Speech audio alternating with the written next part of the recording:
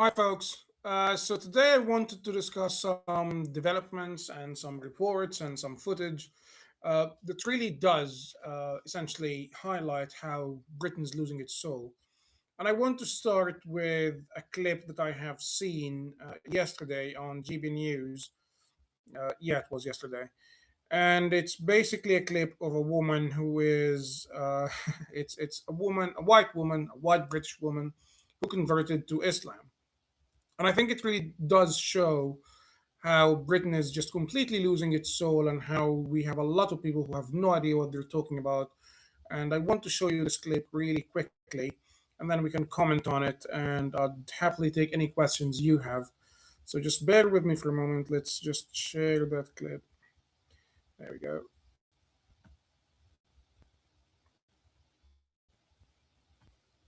Here we go.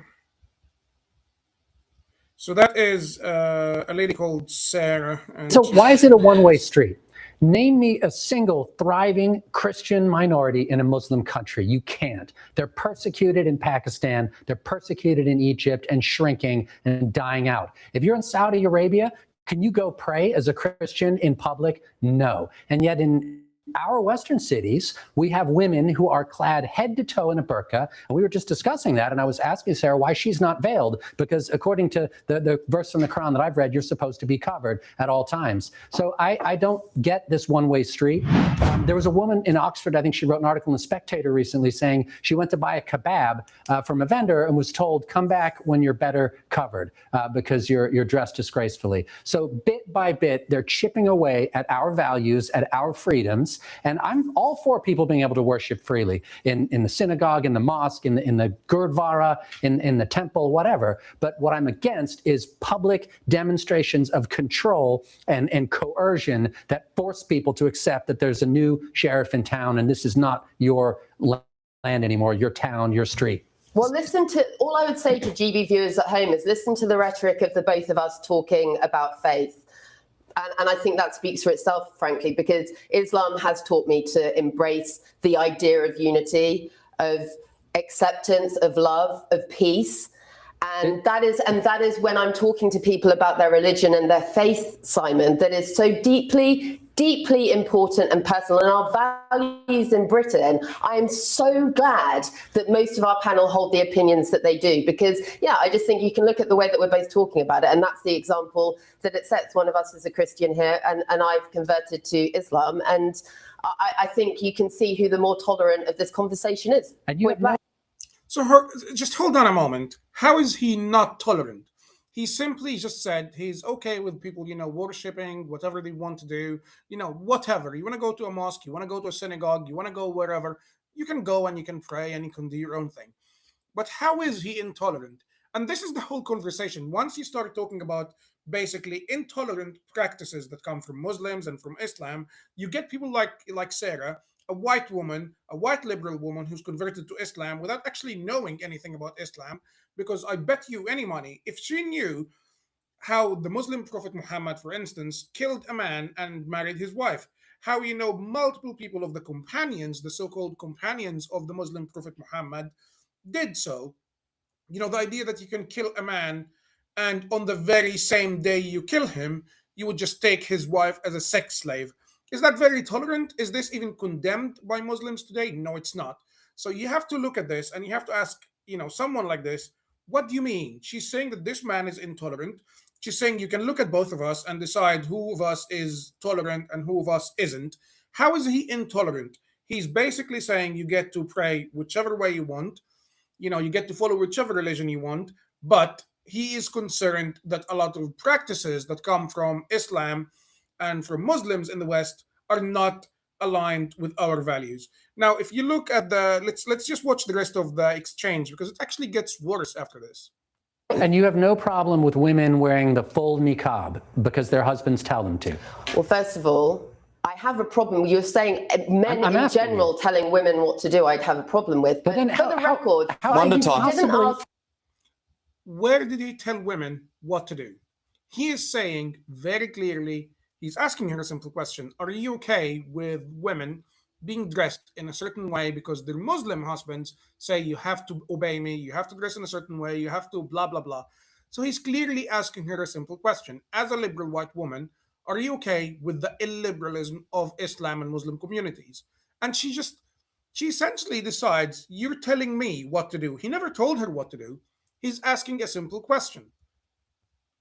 One at a time. You didn't ask me. He didn't ask me why I wasn't wearing the veil. He said it was disgusting under my religion to not wear the veil. No. Well, if I may, Sarah, disgusting. if I may, and you don't have to answer if you don't want to, but Hold on a moment. Even if he did say it's disgusting under your religion not to wear the veil, because this is what we're told by Islamic scholars, Muslim scholars, and the highest authorities on Islam, it is disgusting for women not to dress in a modest way. If this is his view, how is he telling her what to do? He's saying your religion says that Muslim women should dress in a certain way. How is that actually telling her what to do? why aren't you wearing a burqa or a hijab? Honestly, from the heart, it's a journey. I mean, it sounds cliche, but it is. It's something that I will consider further down the road. I'm obviously raising my children who are British, American, Turkish Muslims. So there's a lot to navigate, and it's made easier, when I go back home, by my incredible family, who, as I said, are devout Christians, and I went to all the Christian camps growing up. They just, with open arms and curiosity, embrace it. And the reason I'm not veiled is because I haven't got to the point where I know enough to make that choice yet. Sure. Do you accept Simon's point that some women wear those garments under duress? Absolutely. I mean, I accept the argument, and I'd say that widen it. In every religion, in every walk of life, there are women that are being exploited, abused, coerced by men. And I'm absolutely for challenging that whenever and wherever that happens. And again, for the record, that's just not what being a Muslim is about. It's not what Islam is about. It is. So hold on a moment. She is now telling us it's not what Islam is about to tell women what to do. It's not what Islam is about to basically make sure that women are treated like property, like a man's property. Although she just said a few seconds ago that she doesn't really understand Islam. Because she said, when she was asked why she doesn't wear a veil or why she doesn't wear a burqa, she said she doesn't know enough to make that decision. So the question is, how is she telling us what Islam is about? Let's actually listen to what she thinks Islam is about. It's a religion of peace and faith, and again, that's how it's been life-changing for me. So how is Islam a religion of peace? She concludes by saying Islam is not a religion that essentially tells women what to do. Islam is not a religion that, pretty much tells the man that he gets the right to demand obedience, blind obedience of his wife. Although it is actually there is no denial that Islam is a religion that demands of a woman to obey her husband completely, blindly and completely. And it's really, really quite odd when you look at this. You realize, what is she talking about? She keeps repeating a sentence that we hear everywhere. Islam is about peace.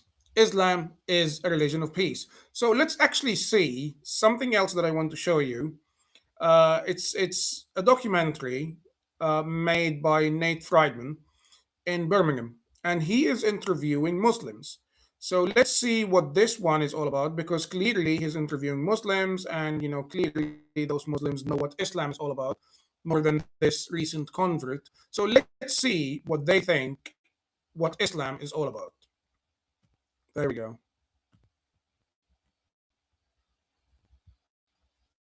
It feels as though Islam is taking over the West. Would you agree? Yeah, they are, inshallah, soon. Inshallah, Soon, Yeah. all Yeah. world will become Yeah. Muslim, yeah. Yes.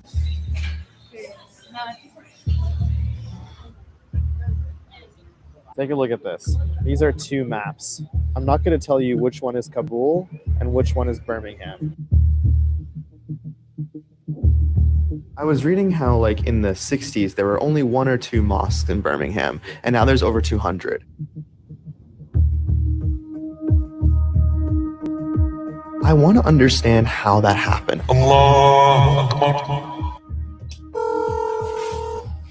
Hi, I'm from America, and I'm a journalist, and I'm looking to learn about Islam in the UK. Could I speak to somebody here? Welcome back to the Nate Friedman Show. I recently saw that in Birmingham, you elected 13 Muslim councillors. Mhm. And I was wondering, what would you like to see them do? Well, they have to represent our culture, our needs, Yes. our main Yeah. things, you know. Yes. If the Muslim councillors are there, so they're going to represent us better and They're they're going to Yes. get some more things for the Muslim people.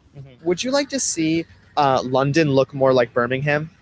Well, it's no problem if the people likes to live there, but the problem is because in London is quite expensive, then Yes. people is not affordable for the people, Yes. working class people. Uh-huh. The business class people is all right because Yeah. they got good money, Yeah. they are living all right. You know, Yeah. but most of people who are working, Yes. they But do you like think to that- live in a good area, but they depend on Of their course. income. You know, Do you think that the government should provide help for Muslims to live in London?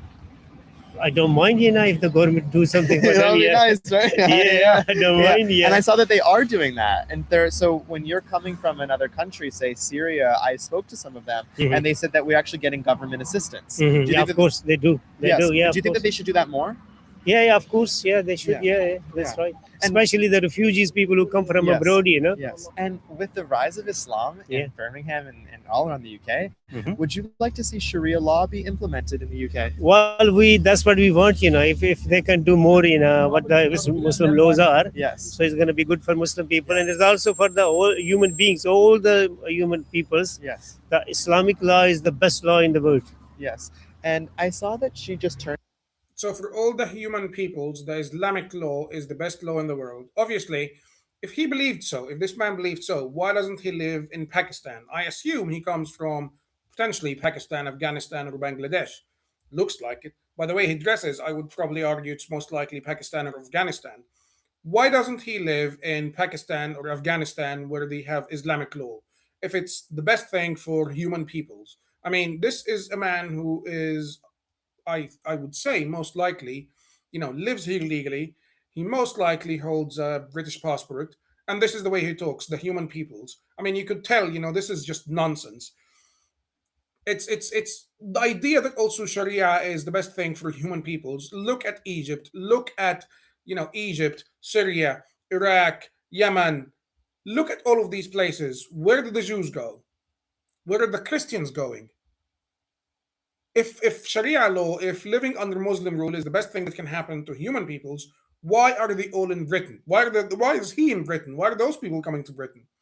Let's watch the rest of this nonsense. Her face away from the camera. Are women not allowed to look into a camera? Well, they are not.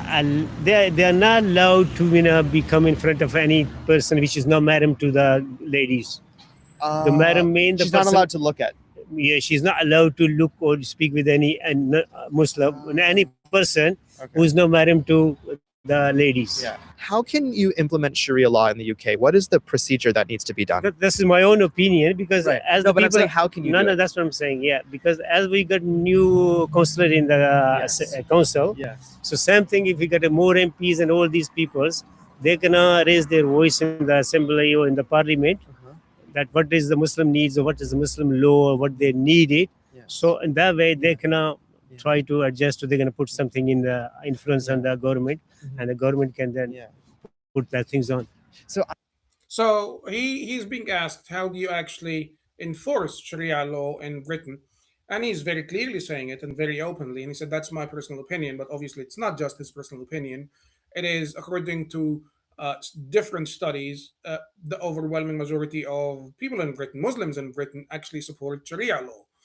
And they view Sharia law positively. So they believe, it would be a good thing for Britain.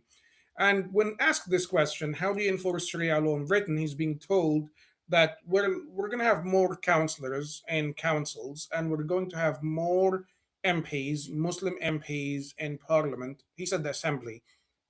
Nonsense again. He's a foreigner. Let's face it. He's not British, because he has nothing to do with the British way of life. Anyway, and he tells you we're going to have more MPs, we're going to have more councillors, and when we have more MPs and more councillors, they're going to influence the government, and essentially that will be the gateway for Sharia law to be implemented and enforced in Britain.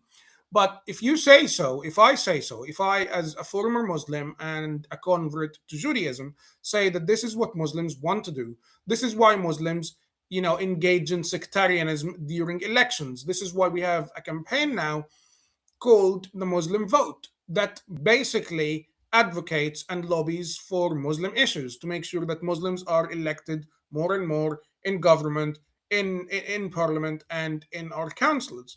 And if you say so, if you say that this is the Muslim plan, you're going to be told you're a racist, you're an Islamophobe, although a Muslim man is actually openly saying it. And if you point this out, if you say, look, hold on a moment, many Muslims are saying what this man is saying, you're going to be told, yes, but those are the extremist ones. You know, the others are actually really nice and lovely and they don't want Sharia law. But then if you point out even to, you know, the surveys and the research studies that show, no, this is actually a very, very commonplace view. This is, you know, this is what many Muslims believe, the majority of Muslims believe. No one is going to have a conversation with you about this. That's the problem. So, you know, you're going to see the BBC doing documentaries about Israel, doing documentaries about, you know, many other things, but they never do a documentary that actually investigates this, like Nate is doing now. So let's continue the conversation again. I'm trying to become a scholar of Islam, actually. I'm starting to read the Quran, and I'm almost done with it. One of the interesting things I was reading is that, you know, if your wife messes something up, you don't like it, you tell her you did something wrong, and then you separate from her bed. But thirdly, you may strike her. Is that right? Yeah, it is. Yeah. You have to give her a chance. Give her a chance. That's what the Islam says. You know, you have to give her a chance to reform herself if she's Yes. making something wrong. Yeah. And at the end of the day, if she's not listening to you, or if she's not doing, or she's doing against the Islam, Yeah. against the rules of the Islam, then you can. Yeah. Right. So you see, this is the irony. What we're watching is completely mental. This is mad. We had, you know, a few minutes ago, I showed the clip of this white British woman who converted to Islam, and she's telling you Islam does not basically, you know, force women to do what they don't want to do. Islam is not essentially sexist. It's a religion. It's the religion of peace. And now we're being told by a Muslim man that it's okay to strike your wife. It's okay to beat up your wife. If, you know, you give her a chance, you tell her, you know, right, you know, do the right thing here, listen to me, blah, blah, blah. If she doesn't, well, you know, if she's not doing what Islam is saying, then you beat her up. And it's fascinating because I'm not sure if this convert ever actually met someone like this. I'm not sure if she actually spent time with Muslims. And the problem is, if she did, half the time she wouldn't even understand what is being said around her, because mostly, you know, she's married to, as she mentioned, a man of Turkish origins. So I assume, you know, most of the time she spends around, you know, in Turkey, they actually speak Turkish. She doesn't see all of that stuff.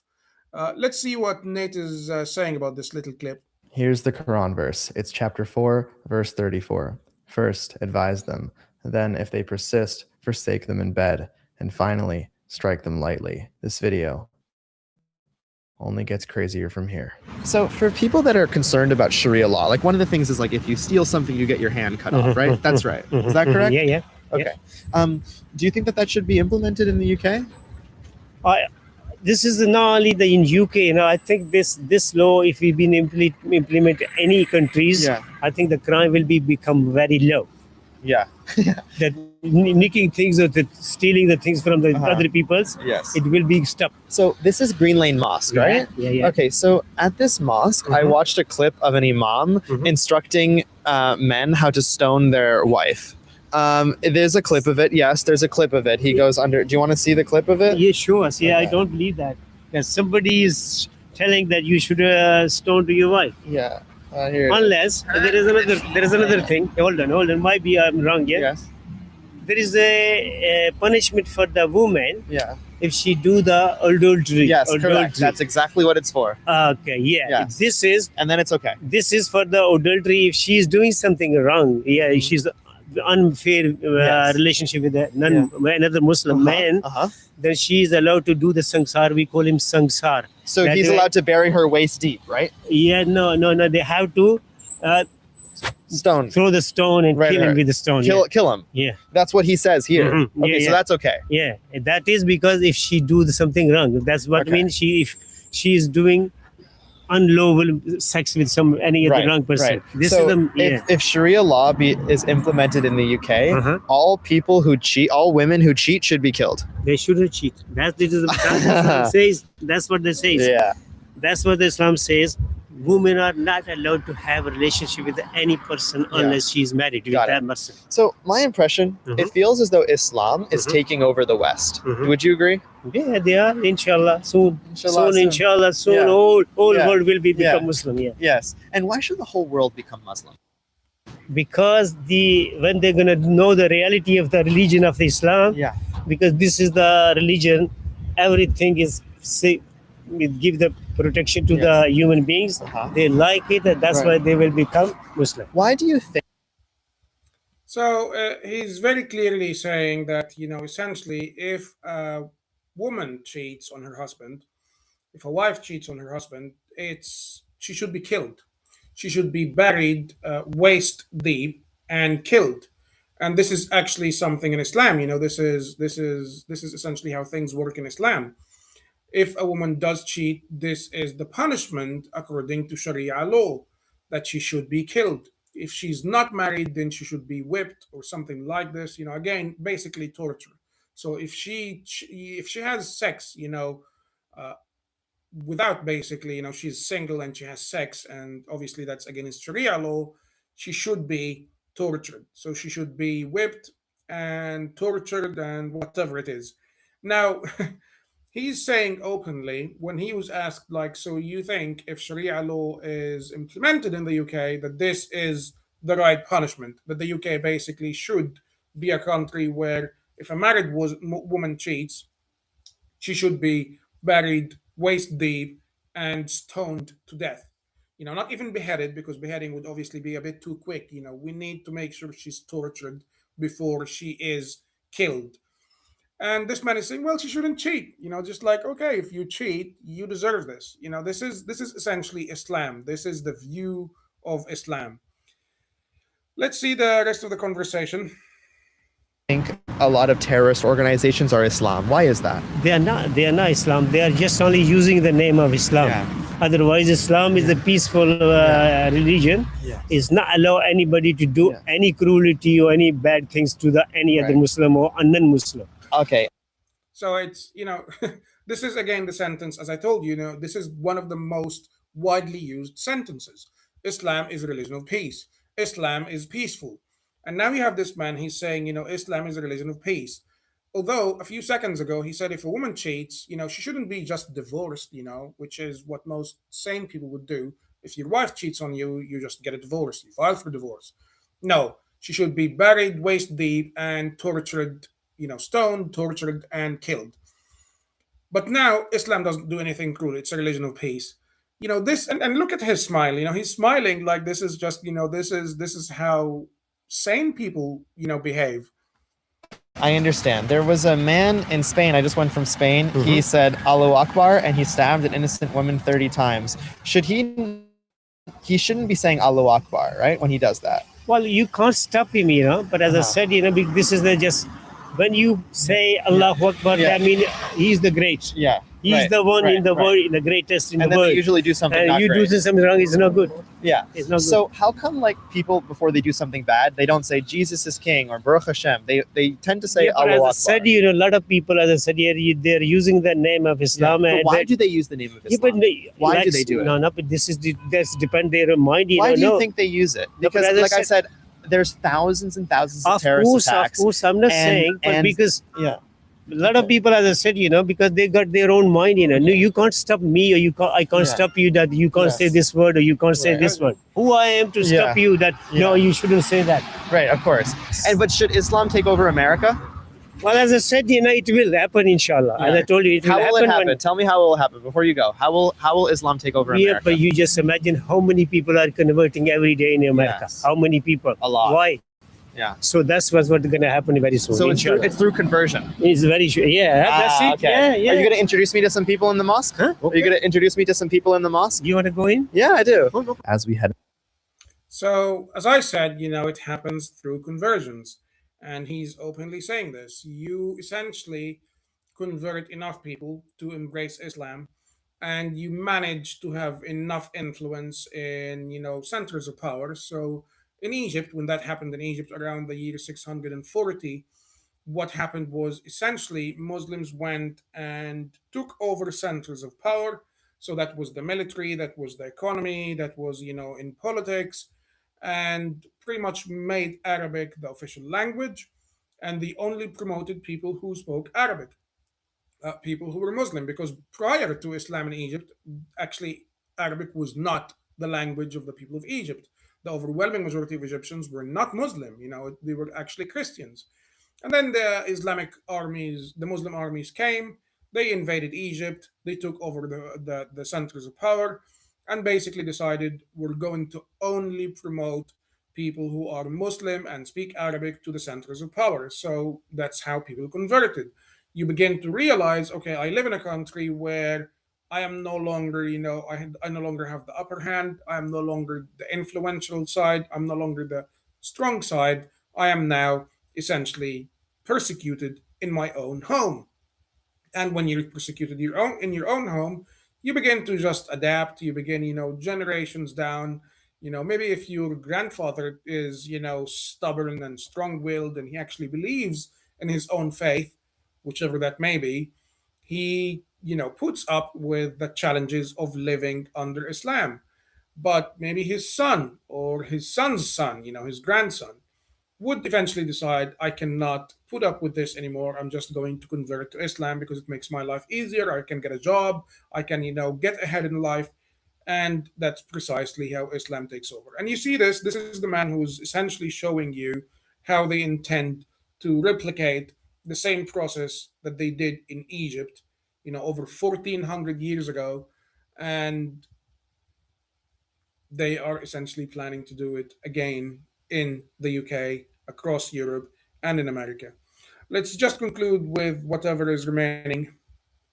Into the mosque, we can remember that he revealed the plan for Islam to take over the West. It's to first put people into parliament in the UK that will instill Sharia law. Then he wants to use the UK as a model for Sharia across the West. And I don't blame him for being enthusiastic about Islam taking over. I mean, look at how Birmingham began their city council ceremony this year for their new Lord Mayor, the first Muslim to hold the position.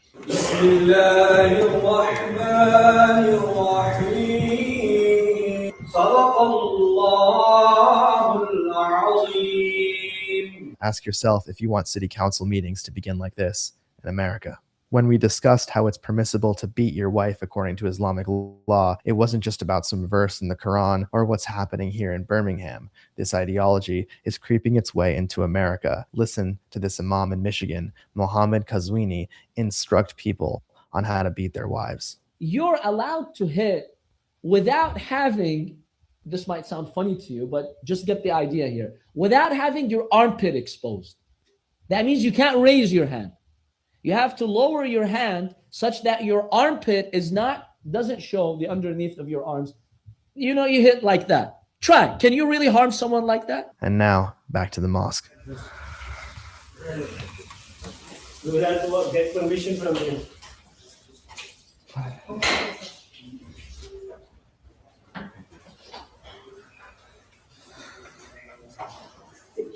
Take my shoes off. Hi guys, you alright? Hi. I have a nice day. Okay? So tell me what exactly you want to do. Do you want to speak to someone specifically who works in the masjid, or do you just want to speak to any person? I spoke to him. He's wonderful. He's my son. That's my father. Oh my God, no way. Okay, that's amazing. We have lots of people. We have like schools and all Yeah. sorts of like people come through, Mhm. and you have a lot of like even like the local councillors Yeah. and stuff come through. It's just they can't do it without it actually being organised Yeah. through the correct channels, so to speak. So they wouldn't really allow anyone to just kind of like come in and record something. You said there's schools here, right? Yeah, so we have a lot of local schools come Okay. and they'll Yeah. come into. They'll Does have, it- like, does it music, my house include, and that, so she does. Does it include public schools and private schools? Yeah, Yeah. both. I mean, whatever Okay. schools come, Yeah. or whoever's booked it. So Okay. whatever schools. Okay, so public schools in the UK are going to a mosque where they do Sharia lectures. That imam who instructed men on how to stone their wives still works at this mosque, Green Lane Mosque, and taxpayer funds are used to send kids to this mosque. Let that sink in. And here's the clip of him actually saying that this is what I was going to show him, until he just admitted that that's what they're saying. Her that she is punished and she is stoned to death. And according to the Sharia, again, when it comes to women, there must be a hole dug in the earth, in the ground, and she must be covered up to the half of the body. At Green Lane Mosque alone, more than 40 schools across the UK took part in its school visitation program in just 2 years. State-funded schools in the UK are legally required to teach religious education, and that curriculum has to include Britain's major religions, which now include Islam. Private schools educate about 6% of UK children. So when Right. I think it's pretty clear, to be honest. If you ask me, this is why I don't have a lot of hope for Britain, because it's very clear that we have way too many people who can no longer be saved. You know, you have the minority of British white converts who convert to Islam, and they actually become very enthusiastic about promoting the project of Islam. They become very enthusiastic about, you know, taking over churches, as I once showed in one of the clips, where there is this ginger convert and he goes around, he talks about, this was a church, my brother, and it's now a mosque. Hey, so, you know, it's very clear. So we've got the converts, as I said, we've got the politicians who, even if you show them all of this stuff, even if you show them this Muslim man saying, we will take over Europe, we will take over the West, we will take over America through conversions and influencing the government, which is actively and effectively happening. We see Muslim MPs increasing, you know, the number of Muslim MPs increasing in parliament. We see the number of Muslim councillors increasing in councils. But if you point all this out, you're going to be told that you are the extremist. You're going to be told that those Muslims who are talking about this they don't represent all Muslims. Then when you ask, okay, well, who represents all Muslims? Is it the Muslim countries? Is it, you know, the tens of Muslim countries where homosexuality is criminalized, where women can be beaten up? Like, who represents Islam if not Muslims? If we look at the overwhelming majority of Muslims, they completely agree with the views that this man expressed. So why do you want me to listen to Muslims talking about their own plans for taking over the West, their own plans for taking over Britain, their own plans for taking over America, and you want me not to believe them, not only not to believe them, but also to completely deny that this is happening, to completely deny the very clear increase of Muslims in politics who are trying to influence our politics. You want me to deny all this and believe you, a white British person, that I am now far right? The people who look at that shit and say, hold on a moment, something terrible is happening right now, they're the bad people. You want everyone to ignore evidence. You want everyone to ignore what Muslims themselves, including Muslim leaders, including the leaders of almost every single mainstream group, mainstream entity, whether it's, you know, Al-Azhar, which is the largest and the oldest Sunni educational institute. You want us to ignore all of that stuff, the stuff they teach, the stuff they say, how they celebrated Hamas, and just completely deny any of it and pretend that none of that stuff is happening. You know, as Nate said, you know, Birmingham used to have like 1 or 2 mosques in the 60s. Now it has over 200. You want us to deny this. You want us to deny the fact that Muslims are actually saying that some places are no longer, you know, essentially are no-go zones for people who are not Muslim, or for people who are, you know, essentially would be seen by Muslims as offending Islam. So myself, as a convert to Judaism, if I go to any of these places, I will likely get beaten up, if not stabbed. You want us to ignore all of that stuff. And that's the challenge. Anyway, I gotta go. Have to go pick my kid up. So thank you very much for your time, and see you.